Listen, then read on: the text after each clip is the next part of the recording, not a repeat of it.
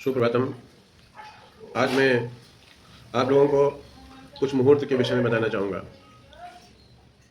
अधिकतर लोग भद्रा बहुत खराब समझते हैं, लेकिन उन्हें यह नहीं पता है जब भद्रा होती है तभी कुछ ऐसे मुहूर्त भी दिए होते हैं, जैसे गृह प्रवेश इत्यादि के, भूमि पूजन इत्यादि के मुहूर्त होते हैं।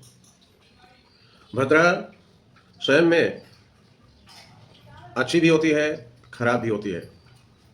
भद्रा किस समय खराब है, किस समय खराब नहीं है, यह बहुत कम लोगों को पता होता है। प्रायः गांव में तो भद्रा का बहुत बड़ा डर बना होता है। हर बात में लोग पूछते हैं, पंडित जी आज भद्रा तो नहीं है, भद्रा हो तो ये अमुक कार्य हम आज ना करें। अच्छी बात है, शहर के तो लोग ये भी नहीं पूछते पंडित जी भद्रा है कि नहीं है। वो तो जो भी टाइम मिला अपने हिसाब से वो अपना कार्य स्वयं निश्चित कर लेते हैं कि पंडित जी इस दिन जो है आप भूमि पूजन करा दीजिए, इस दिन गृह प्रवेश करा दीजिए। मुहूर्त नहीं है फिर भी कह रहे हैं करा दीजिए, तो पंडित जी उसे मना नहीं करते हैं, क्योंकि उनसे आपने मुहूर्त तो पूछा नहीं है कि पंडित जी आज मुहूर्त है कि नहीं है। आपने ये कहा पंडित जी गृह प्रवेश की पूजा करा दो, तो पंडित जी स्वीकार कर लेते हैं। लेकिन ये तो आपको सोचना चाहिए। गाँव के लोग फिर भी कहते हैं कि पंडित जी भद्रा है, पंचक तो नहीं है, इस प्रकार से पूछते हैं। लेकिन शहर में बहुत कम लोग पूछते हैं, शहर के भी लोग हैं लेकिन कम लोग पूछते हैं। देखिए, भद्रा 3 प्रकार की होती है। एक होती है बहुत अच्छी भद्रा होती है। आप भद्रा में जो भी कार्य करेंगे सारे कार्य सफल होते हैं, वो अच्छी भद्रा होती है। आप कोई भी काम करें उस दिन आपको सफलता मिलेगी। दूसरी भद्रा होती है धन के आगमन की। यदि आप कोई कार्य, अमुक कार्य, कोई शुभ कार्य करने जा रहे हैं और धन के आगमन की यदि भद्रा है तो आपको घर में धन प्राप्त होगा, धन आएगा इधर से, और धन आने का तमाम स्रोत बन जाता है। ये कोई ज़रूरी नहीं कि आपको पता हो कि किस स्रोत से धन आएगा। जब ईश्वर की इच्छा होती है तो अपने आप स्रोत निकल आता है।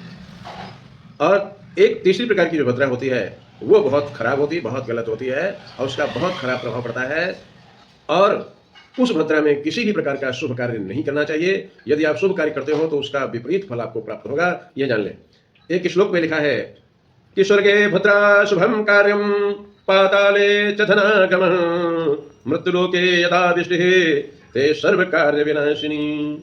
स्वर्गे भद्रा शुभम कार्यम, जब स्वर्ग की भद्रा हो तो सभी प्रकार के कार्य शुभ होंगे। किंतु यदि पातालोक की भद्रा है तो कोई भी आप काम करोगे, व्यापार शुरू करोगे, कृषि के नए यंत्र लाओगे और विद्यार्थी के लिए कोई पुस्तक लाओगे, इस प्रकार से कोई भी अमुक कार्य यदि शुरू करोगे तो उस दिन धन आने का मार्ग बनता है। जैसे आपने कोई कृषि के लिए यंत्र खरीदा है तो धन कहाँ से आएगा? यंत्र तो खरीदने में धन जाएगा। आप थोड़ी देर के लिए सोच सकते हो कि पंडित जी कह रहे हैं यंत्र खरीदेंगे तो धन आएगा। भाई धन कैसे आएगा? धन तो जाएगा।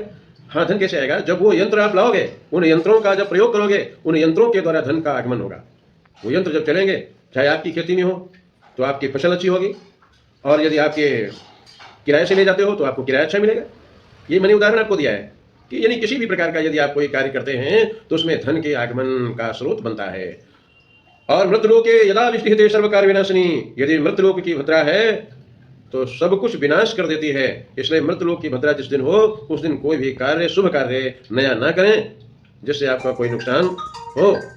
ऐसा सोच करके कृपया भविष्य में जानकारी रखते हुए आप कार्य शुभारंभ करें। धन्यवाद।